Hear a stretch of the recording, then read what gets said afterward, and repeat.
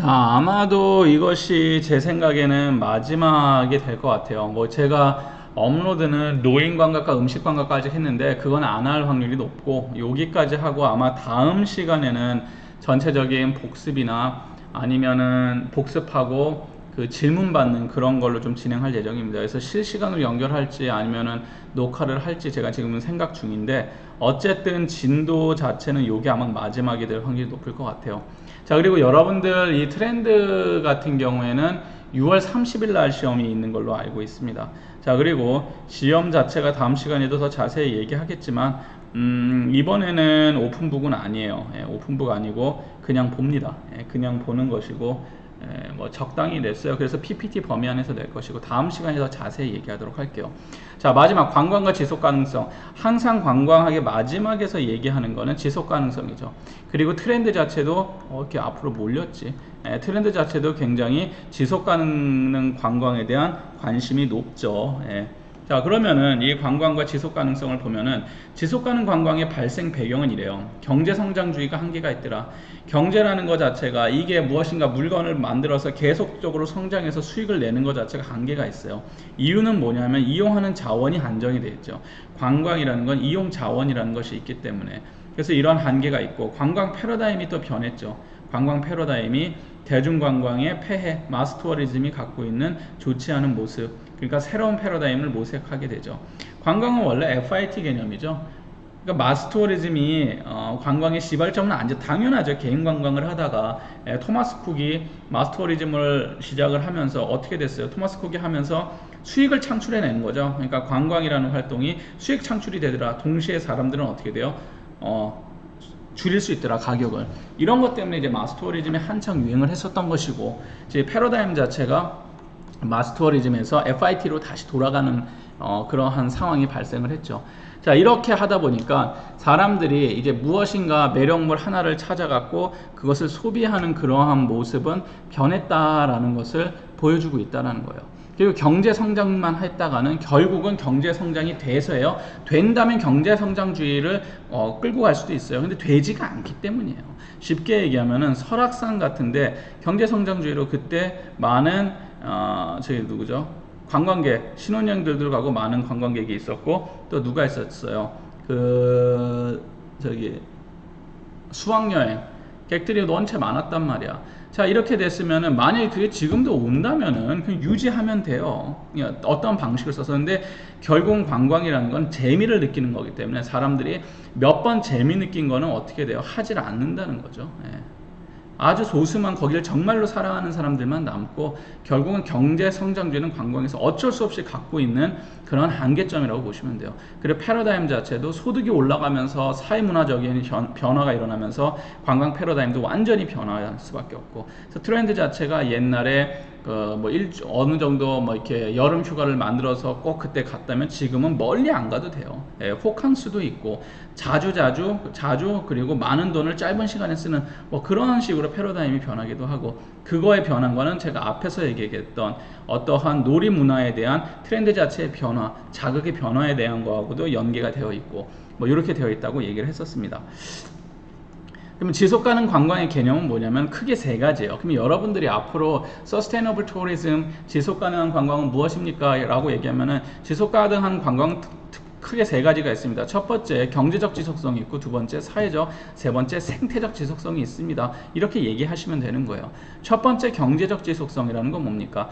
쉽게 해서 경제가 계속 수익을 낸다는 거예요. 자, 제가 제 수업을 들었던지 아니면 이 수업했는지 제가 너무 수업이 많아서 헷갈리는데, 버틀러의 그 관광지 그래프 있죠. 이렇게 해서 올라가는 거.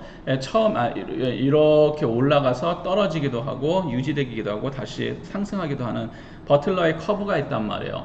자, 관광 목적지 커브인데, 처음에 사람들이 도입부에서는 경제적인 그게 없었죠. 그러니까 호스트 입장에서도 방문객들을 그냥 아무 의미 없이 대해준단 말이에요. 정말로 관광객 돈으로 안 봐. 자, 이런 식으로 해서 계속 관광지가 개발이 되고 쭉 상승하다가 어느 단계 되면 계속 올라가는 게 아니라 유지가 되든지, 하지만 대부분의 관광객은 하락한다 그랬죠. 그리고 아니면 다시 제2 반등을 한다든지, 자, 이런 게 있었는데, 지속 가능한 관광의 개념은 뭐냐면은 결국은 급격하게 오르지 않더라도 어쨌든 간에 경제적으로 지속적으로 수익을 내야 된다는 얘기예요. 그리고 사회적 지속, 그러니까 한 번에 이제 폭락하는 게 아니라 계속 수익을 내야 된다는 소리고, 사회적 지속성이라는 거는, 자, 우리가 어떠한 그 오랫동안 전통 문화가 있는 지역이 있다고 칩시다. 근데 관광을 통해서 뭐가 돼요? 그 상업적인 게 들어가고 수익을 내야 되겠죠. 당연하죠. 자본주의 사회에서는. 그러다 보니까 어떻게 돼요? 그 문화가 파괴되고 완전히 지금의 도시와 다를 게 없이 변해지는 거. 이런 거. 그래서 약한 것을 지켜내는 거에서 사회적 지속성이라는 거를 염두를 할 수밖에 없고, 이 사회적 지속성이라는 건 사회 문화적인 것도 있고, 그 갖고 있는 소수 문화라든지 소수 민족이라든지 뭐 이런 게 들어갈 수가 있겠죠. 예, 그리고 생태적 지속성이란 여러분들이 잘 알다시피 자연 자체가 포화 상태를 넘어가지 않게 지속을 시킨다든지, 이런 게 지속 가능 관광의 개념입니다. 그 내용이 있나 없네. 그 앞에서 설명하는 게 낫겠다. 그리고 대안관광이라고도 표현을 하죠. 관광 개발과 지속 가능성을 동시에 하는 거예요. 개발을 하면서 동시에 지속이 되고, 환경과 관광, 그래서 관광에서 환경을 이용만 하는 것이 아니라 환경이 어떤 식으로 지속 가능하게 유지를 할 것인가. 자연보호, 매력보호에 관련돼서는 그러면 자연을 어떤 식으로 보호할 것이냐, 지속 가능한 이용한다. 그러다 보호한다고 들어오지 못하게 하는 건 아니에요. 절대로. 예, 그런 건 아닙니다. 지속 가능한 이용 한도를 설정을 한다든지, 역사 문화를 보존하고 보존을 위한 재원을 공급을 한다든지, 뭐 이런 거예요. 그러니까 쉽게 하면 역사 문화 보존이나 이런 건 다 뭐예요? 사회적 지속성이죠. 여기서 말하고 있는 대한관광이 다 경제, 사회, 생태적 지속성이죠. 그렇죠? 관광 개발과 지속 가능성, 이건 무슨 얘기예요? 경제적 지속성이고, 환경과 관광은 생태적 지속성, 자연 매력 보호 생태적 지속성, 지속 가능한 이용 한도를 설정한다. 이용 한도 설정이니까 이것은 생태적 지속성 플러스 경제적 지속성이 될 것이고, 그리고 역사 문화 보존, 사회적 지속성, 보존을 위한 재원의 공급이라는 것도 어떻게 보면은 경제적 지속성 및 생태적 지속성이 같이 따라오는, 결국은 크게 보면 요 세 가지고, 요것을 자세하게 보면 이런 것이다 라고 얘기를 하면 돼요. 잠깐만요. 그걸 앞에서 설명이 내가 뒤에 나오는구나. 자, 이렇게 보시면 되고, 이 지속 가능성의 전제는 상호 의존성이라는 게 있어요. 상호 의존이 돼야 되겠죠. 그래서 여러분들이 제가 여러분 이 시간에 수업에서 설명 안 했구나. 결국은 개발하는 업자 보통 세 가지를 갖고 얘기를 해요. 이거는 이제 룰럴 투어리즘 아니면 컨트리사이드 투어리즘 얘기할 때 하는 건데, 세 가지를 보는데, 첫 번째가 누구냐 그러면은 그 개발업자예요. 프로핏을 내기 위한 개발업자가 되겠죠. 두 번째가 그리고 또 하나는 누구냐면은 환경보호단체예요. 쉽게 해서 환경을 보호하자. 자, 그리고 중간에 뭐가 있냐면은 파워를 베이스로 한 지방 정부입니다. 이게 일반적으로 그 룰럴 투어리즘, 컨트리사이드 투어리즘의 고버넌스를 형성하는 가장 큰 세 축이거든요. 요거는 개발자 입장이기 때문에 소비자가 들어가지는 않아요. 관광객이. 세 축이에요. 다시 한번 말씀드리면, 첫 번째가 환경 보호, 보존에 관련된 뭐 환경단체라고 할 수 있겠죠. 자, 보호단체. 두 번째가 지방정부라든지 정부. 그리고 세 번째가 그 개발업자. 그럼 환경보호단체는 무엇을 베이스로 하냐? 보존을 베이스로 해요.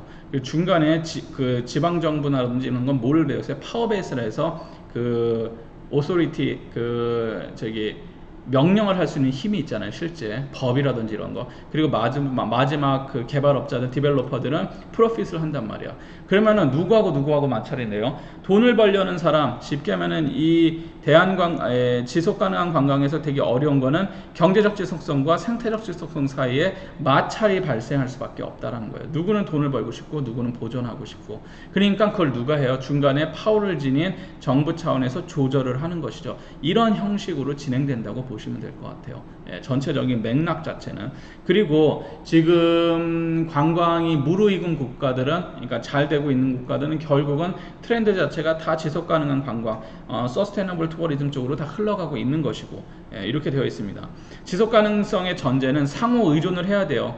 서로 다르기 때문에 의존을 해야 되고, 복합 항문성이고, 과거의 경험을 보고, 자, 자연재해주의는 뭐예요? 보호하고자 하는 사람들의 입장이 되겠죠. 정치. 자, 이렇게 써 있는데 결국은 무슨 얘기를 하면 요 세 가지 간의 상호 의존성과 관계를 얘기하고 있는 거예요. 지속 가능한 거는.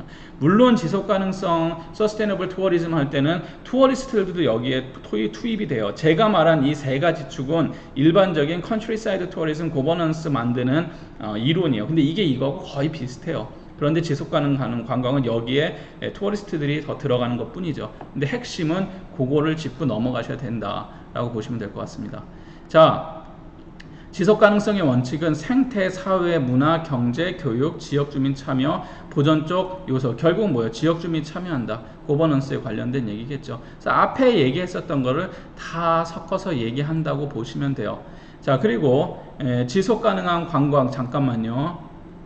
이 뒤에 앞에 이걸 좀 하나 설명을 해야 되는데 어디서 설명할까 그런데 지금 한번 설명을 하도록 하겠습니다. 자, 지속 가능 관광의 경우는 UNWTO에서는 어떤 식으로 얘기를 하고 있냐 그러면은 지역 주민의 만족도가 들었어요. 그래서 굉장히 중요한 게 지역 주민이에요. 그러니까 호스트들이 굉장히 중요한 개념으로 떠오른 거예요. 그리고 지역에 미치는 관광의 영향. 그러면 구체적으로 어떤 게 미치느냐? 자, 지역 주민과 관광객의 비율이 어떻게 되냐? 관광객의 비율이 지역 주민하고 비교했을 때 굉장히 높다. 그러면 지역의 관광의 영향력은 엄청나게 강하겠죠. 반면에 지역 주민이 관광객보다 아주 많다. 그러면 관광의 영향은 적을 것이고, 새로운 기반시설 및 서비스를 도입을 하는데 기반시설이 예를 들어서 관광객 편의를 위한 거냐 지역주민 편의를 위한 거냐, 이것도 굉장히 중요해요. 둘의 편의를 다 위한 겁니다. 그렇게 할 수도 있겠지만 일반적으로는 좀 편의를 보는 게 다르단 말이야. 그래서 지역주민 편의를 위할 것이냐 관광객 편의를 위한 것이냐, 그리고 서비스 자체가 관광객 편의를 위해서 들어오면 관광객이 증가하면서 지역주민에 관련된 기반시설이 부족하면 지역주민의 불만이 높아질 수밖에 없겠죠. 그래서 사회적 서비스가 증가하느냐 그렇지 않느냐, 그래서 관광객이 지역에 관광에 영향을 미치면서 병원, 퍼블릭 헬스 자체가 좋아지느냐, 아니면 교육이라든지 인프라라든지 이런 시설들이 좋아지고 사회적 서비스 자체가 증가를 하느냐, 아니면 관광객에 대한 편의만 만들어주다 보니까 호스트들이 훨씬 더 불편하게 느끼느냐, 이런 거를 지속가능 관광의 개념으로 본다는 거예요. 그리고 관광객의 만족도, 그럼 호스트만 볼 것이냐, 그게 아니죠. 제일 먼저 보는 게 일단 호스트가 만족을 해야 되고, 두 번째는 관광객의 만족도, 소비한 돈의 가치에 대한 인식이 있어요. 내가 이 돈 들여서 왔는데 괜찮으냐, 아니면 재방문객의 비율은 어떠느냐. 재방문객의 비율이 높고 돈의 가치에 대한, 그러니까 가성비가 좋다라고 느끼고 호스트들도 무엇인가 시설에 대해 편리함을 느끼고 만족한다. 그러면 지속 가능한 개념이 가능해진다라는 얘기를 하고 있는 겁니다. 자, 그 다음에 관광의 계절성이라는 게 있어요. 월별, 분기별 관광객 수, 객실 점유율에 따라 갖고, 그래서 1년간 지속적 영업을 한 사업체가 있느냐, 만약에 이 관광지는 여름 한때만 한다, 그러면 지속 가능하냐 안 하냐, 조금 약하겠죠. 왜냐면은 정규직 수도 줄어들 것이고, 무엇인가 계절성에서 너무 많은 영향을 받더라. 그럼 지속 가능하게 하려면 어떻게 돼요? 스키장이 있는 겨울 관광지는 여름에 다른 방식으로 이것을 활용을 해야 되겠죠. 그래서 꾸준한 수익을 만들어낸다든지 한다든지, 혹은 관광의 경제적 편익이 어떻게 되느냐, 지역 주민의 수와 남녀 비율 같은 걸로 구체적으로 따져요. 여자가 많을수록 뭐예요? 관광 업체가 많이 들어가 있는 거죠. 그래서 경제적 편익 자체가 어떤 식으로 되어 있느냐, 지역 총수입에서 관광 수입의 비율은 어떻게 되어 있느냐, 근데 관광 수입이 실제로 지역 수입에 영향을 미치느냐. 그래서 그러면 구체적으로 뭘 봅니까 하면 이러한 내용을 본다라는 거예요. 이러한 내용을. 그리고 에너지 관리도 중요하죠. 그래서 결국은 그 지속 가능한 관광에서 구체적 수치는 뭘 하냐면 호스트들의 만족, 그리고 방문객들의 만족, 관광객들의 만족, 자, 그리고 앞에서 얘기했었던 관광의 그 계절성과 관광의 경제적 편익, 그리고 에너지 관리에 관련 가장 중요한 것 중에 하나예요. 에너지를 어떻게 하느냐, 1인당 1 에너지를 소비하는 양을 체크를 해서 에너지 보존 프로그램에 참여한 업체의 비율, 재생 가능한 자원으로 생산된 에너지 비율, 결국은 에너지를 얼마나 친환경을 쓰느냐예요.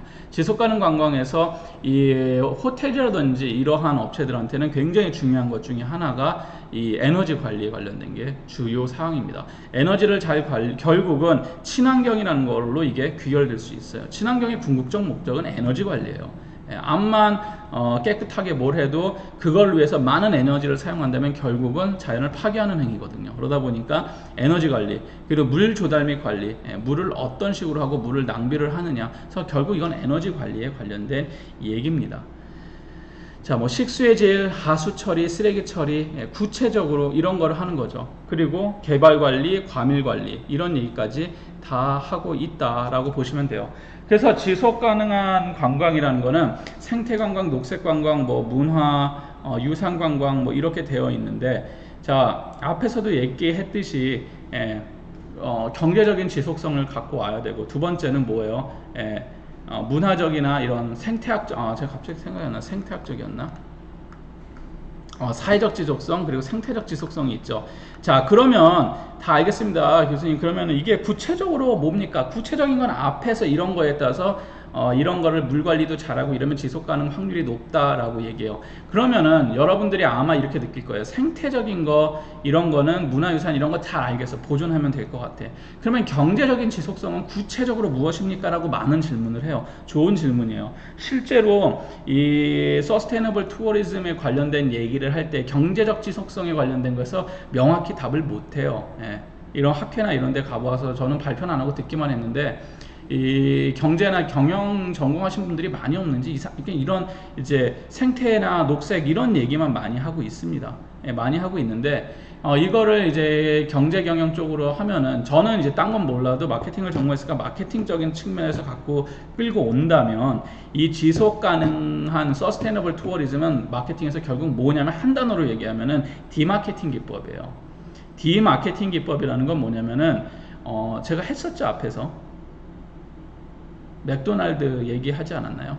했을 텐데 그거랑 똑같은 기법이라고 보시면 됩니다. 다시 설명을 하면은, 맥도날드가 프랑스에서 마케팅을 할 때 맥도날드라는 거는 뭐예요? 무슨 음식으로 생각을 한다 그랬었죠? 정크푸드라고 생각하죠. 쓰레기 음식, 그러니까 먹으면 안 돼. 그냥 맥도날드에서 아닙니다, 우리 건강합니다, 먹어도 됩니다, 강조를 하는 방식의 마케팅을 쓸 수도 있어요. 하지만 사람들 머릿속에 박힌 어떠한 고정관념을 바꾸기에는 굉장히 어렵다라고 얘기를 했었죠. 그러다 보니까 어떤 방식의 마케팅을 하냐 그러면은, 일주일에 한 개 맥도날드는 좋습니다, 이런 식으로 이제 마케팅을 하는 거예요.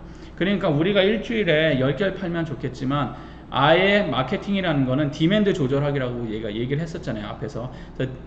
이수요일이 안 했나? 디맨드를 조절하는 것인데, 이 디맨드 자체가 완전히 디스트로이드 되는 것, 파괴돼서 없어지는 것이 하는 게 아니라 줄였다 늘렸다 하는 거예요. 그래서 파괴될 것 같으면은 일부러 줄이는 거예요. 수요 자체를 줄여서 꾸준하게 유지해서 끌고 가는 거. 이것이 이제 그러니까 마케팅을 어떻게 보면 반대하는 행위잖아요. 마케팅 반대 행위라고 볼 수 있지만 하나의 굉장히 중요한 마케팅 기법 중에 하나거든요. 그런 식으로 해갖고 수요가 완전히 사라지지 않게 하는 것 중에 하나예요. 마찬가지로 지속 가능한 관광도 결국은 뭐냐면은, 마케팅을 하는 데 있어 갖고 디마케팅 개념이에요. 어떠한 만큼 수요를 조절하는 마케팅이에요, 쉽게 얘기하면은. 우리가 고객들이 계속 많이 왔으면 많은 수익을 낼 수 있어서 좋을 것 같아. 그런데 그렇게 했을 때는 결국은 환경이나 생태적이나 문화적으로 무엇을 만들 수 있어요? 악영향, 부정적 영향을 맡을 수 있으니까 그것을 조절하는 기법으로 간다는 거예요, 경제적인 측면에서는. 그래서 경제적 측면에서의 지속 가능성은 계속 성장한다는 의미보다는 이 경제적 성장 자체가 주저앉지 않게 유지한다는 거예요. 폭발적으로 느는 거를 일부러 막는 거예요. 어쩔 수 없이 이렇게 하는 게 아니라 일부러 조절을 하는 겁니다. 이 수요 자체를. 그러한 것이라고 보시면 될 것 같아요. 그래서 왜 이거를 너무 생태 쪽에다가만 포커스를 두면 안 되냐 그러면은, 생태 관광이나 이런 쪽에 생태 쪽에다 너무 포커스를 두기 시작하면은 뭐가 이루어지냐면은, 그 수익, 프로핏, 개발업자 입장이 무시가 될 수밖에 없어요. 이거는 뭐예요? 자연 보호죠. 관광 개발이나 아니면 관광 활동하고는 거리감은 자연 보호가 돼버려요. 자, 그래서 이러한 것을 뭐 룰럴 투어리즘이나 컨트리사이드 투어리즘에서는 조닝이라는 방식을 써요. 제가 이 수업에 이걸 못했구나, 수업을. 조닝이라는 방식을 써갖고 존을 정해요. 존을 정한 다음에 이 존은 누가 얼만큼 쓸 수 있고, 여기는 아예 금지되고 여기는 퍼밋을 받은 사람만 쓸 수 있고, 이러한 방식으로 해갖고 조정을 하는 겁니다. 조정을 하는 거예요. 이런 것이 하나의 디마케팅 기법이고 관광에 있어 갖고는 뭐 조닝 기법이라고 쓰시면 생각하시면 돼요.